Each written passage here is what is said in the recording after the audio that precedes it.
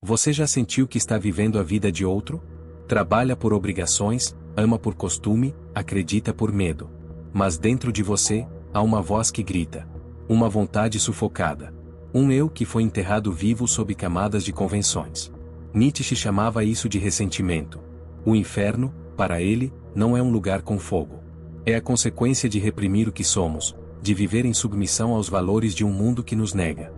Quando você silencia sua vontade de potência, essa energia não morre. Ela se contorce. Ela se vinga.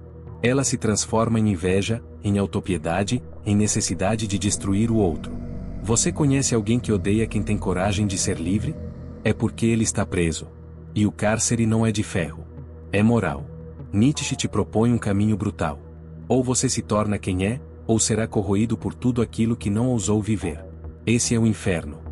Ser uma alma com asas, vivendo como um verme. O eco da vontade sufocada ressoa não apenas no interior, mas se manifesta em cada gesto, em cada escolha, em cada palavra não dita. É o peso invisível que carregamos. É a sensação de que, a cada dia, nos afastamos um pouco mais de quem poderíamos ter sido. Essa distância, essa lacuna entre o ser e o dever ser, é o terreno fértil para a angústia. Ela não é um acidente, mas o resultado lógico de uma vida que evita o confronto com a própria essência. A sociedade nos oferece um mapa detalhado de como deveríamos ser, quais caminhos seguir, que amores ter e que crenças adotar. E nós, por um desejo profundo de pertencimento ou por um medo ainda maior de ostracismo, seguimos esse mapa à risca, mesmo sabendo que ele nos leva a um destino que não é nosso. O preço de aceitar a vida como um roteiro pré-definido é o sacrifício da autenticidade. E a autenticidade, para Nietzsche, não é um luxo, mas a única fonte de verdadeira potência e de valor genuíno. A repressão da vontade de potência não é um ato de passividade, mas de autoagressão. É como se a energia vital, incapaz de se manifestar no mundo exterior, voltasse-se contra o seu próprio portador. Essa energia, antes destinada à criação, à superação, à expansão do ser, é desviada para a manutenção de uma fachada, de uma persona que não nos representa. A inveja, nesse contexto, não é apenas o desejo pelo que o outro tem, mas a manifestação de um luto profundo pelo que nós mesmos não nos permitimos ter. É o reconhecimento, no outro, da liberdade que negamos a nós mesmos. A autopiedade é a forma mais perigosa de ressentimento, pois ela nos aprisiona em uma narrativa de vítima, justificando nossa paralisia e nossa incapacidade de agir. Ela nos convence de que o mundo é injusto e que nosso sofrimento é uma fatalidade, e não uma escolha. Nietzsche nos desafia a olhar para essa dor de frente. Ele nos convida a reconhecer que nosso inferno não é uma punição divina, mas uma autoconstrução. Ele nos mostra que a única maneira de escapar desse cárcere moral é através de um ato de rebelião existencial. O caminho proposto não é fácil, pois exige que questionemos tudo o que nos foi ensinado, que desmantelamos as crenças que nos sustentaram por tanto tempo e que nos atrevamos a construir um novo conjunto de valores, de forma autônoma. Este é o desafio do super-homem, não o de se tornar um ser superior no sentido biológico ou moral, mas o de superar a si mesmo, de ir além das limitações impostas pela moralidade do rebanho e de criar a sua própria vida como uma obra de arte. A busca pela autenticidade, segundo a perspectiva nietzschiana, não é um processo linear ou sem dor. Haverá momentos de solidão, de incompreensão e de dúvida. O mundo, acostumado com a conformidade, reagirá com hostilidade àqueles que ousam trilhar um caminho próprio. Mas é exatamente nesse atrito que a vontade se fortalece. A verdadeira liberdade não é a ausência de obstáculos, mas a capacidade de superá-los com a força da própria vontade. A alma com asas, aprisionada em um corpo que se arrasta, é uma imagem poderosa para a condição humana na qual a potencialidade é negada em favor da segurança. A segurança, para Nietzsche, é a maior inimiga da vida, pois ela nos impede de assumir riscos, de enfrentar o desconhecido e de nos tornarmos mais do que já somos. O conformismo é a morte da vontade de potência. O ressentimento, em sua forma mais destrutiva, é o veneno que corrói a alma por dentro. Ele se manifesta em pequenas doses diárias, em críticas dissimuladas, em fofocas maliciosas, em uma alegria amarga pela desgraça alheia. É a tentativa de rebaixar o outro para se sentir menos miserável. A pessoa ressentida vive na sombra da sua própria mediocridade, incapaz de aceitar a felicidade, o sucesso ou a liberdade alheia. Ela não busca a sua própria ascensão, mas a queda do outro.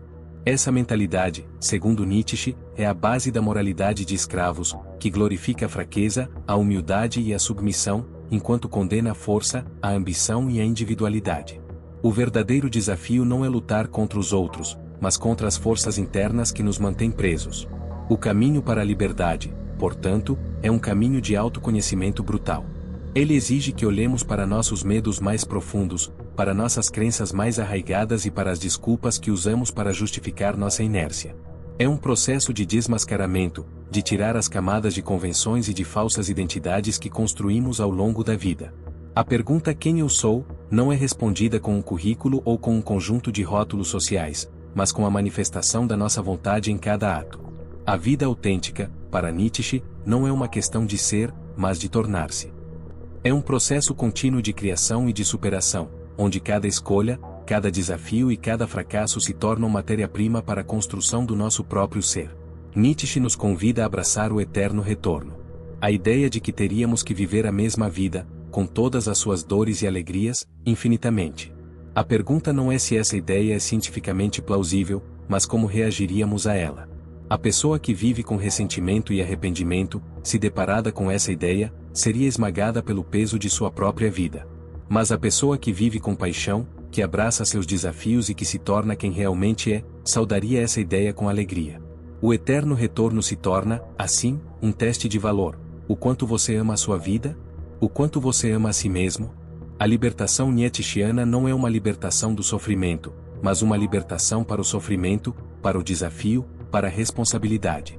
É a aceitação de que a vida é um jogo perigoso, sem garantias ou rede de segurança, mas é exatamente nessa periculosidade que reside a sua beleza.